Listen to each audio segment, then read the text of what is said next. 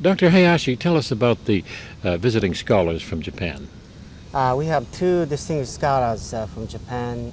This second summer session, Professor Hashiguchi, who is the president of the Islamic Society of Japan, and Professor Sugiyama, one of the directors of the Islamic Society of Japan.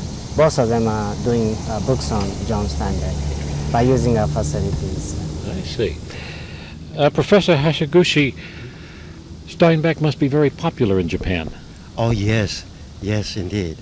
And the popularity is strong, especially among general readers or lay readers, shall I say, not just among the intellectual elitist readers. And that's a strong point for Steinbeck, as I take it.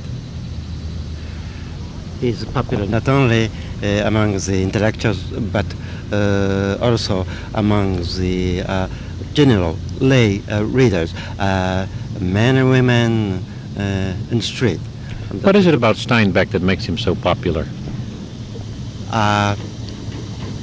Yesterday I had the chance of looking through some pictures donated by Ellen Steinbeck to the Bracken Library, Steinbeck Collection, and there were some which related to his receiving a Nobel Prize for literature, and parties and receptions and so on. And I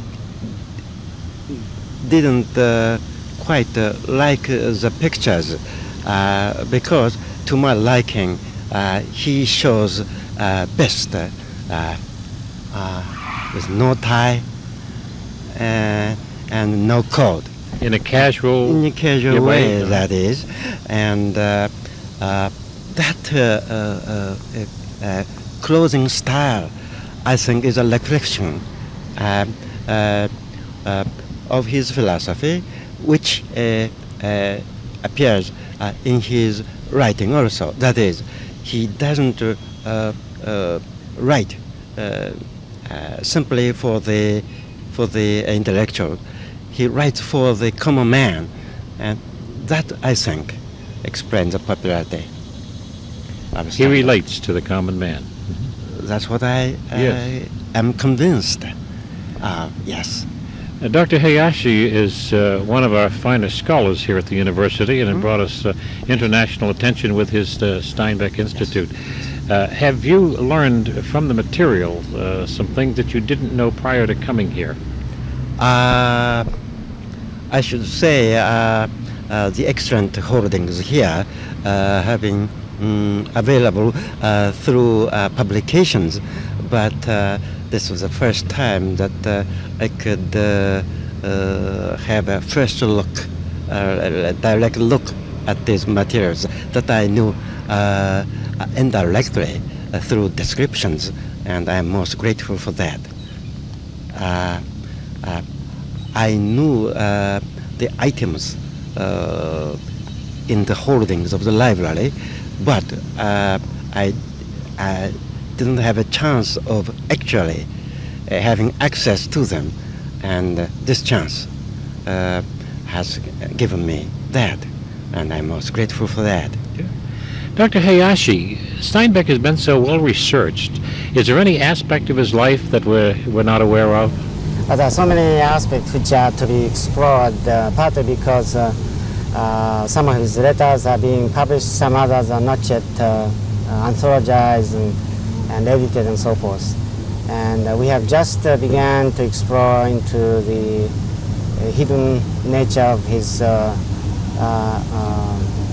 extensive achievement and so forth. I think we find it very exciting to explore his literature and Steinbeck as a man and his achievement. So we have so much to do yet. Are you still in contact with the Steinbeck family? Do you correspond and receive information from them? Yes, Mrs.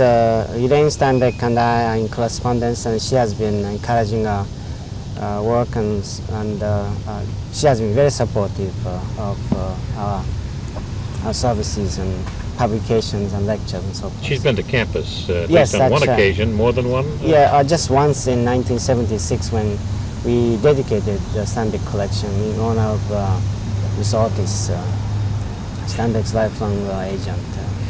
Professor Hashiguchi, do you have similar collections in Japan? We're trying to. As a matter of fact, at Fukuoka University, Fukuoka, Japan, where I'm affiliated now, we have started to establish a Steinbeck Collection in honor of Dr. Hayashi's deceased father.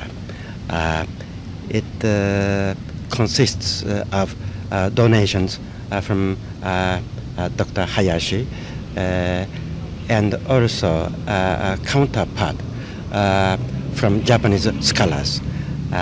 It's now simply in a burgeoning stage, but hopefully with Dr. Hayashi's continued devotion and the matching devotion of Japanese scholars, we will be able to build up the collection, if not to the magnificence of the Bracken Library collection, but at least a sizable one to be of service not only to our Steinbeck scholars in Japan, but also in Asia.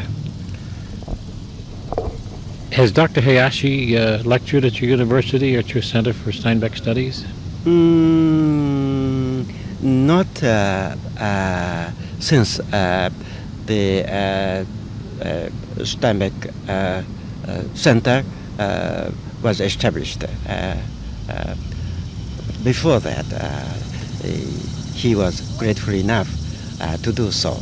And especially in this connection, I'd like to mention the first International Steinbeck Congress, which was held in the summer of 76, I think.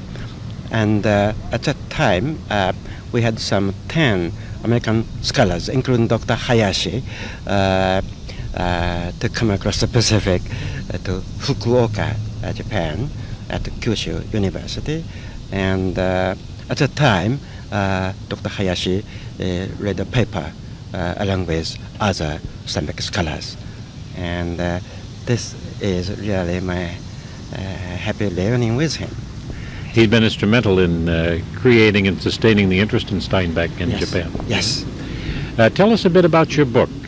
Will it differ from other studies on Steinbeck?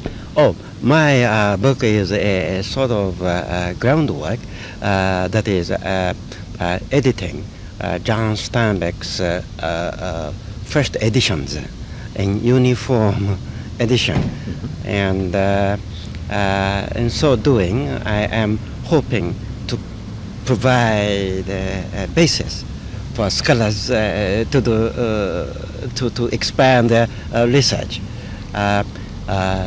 Studying John Steinbeck in Japan is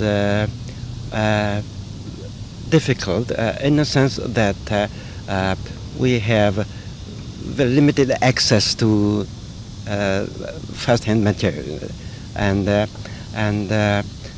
by providing the Japanese scholars with basic tools, so to speak, collection of his first editions, I am hoping that material progress will result.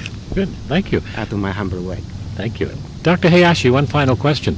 Obviously, the Japanese scholars have learned a great deal from your Steinbeck Institute. Have you learned anything from their visit? Oh yes, constantly I'm learning from them.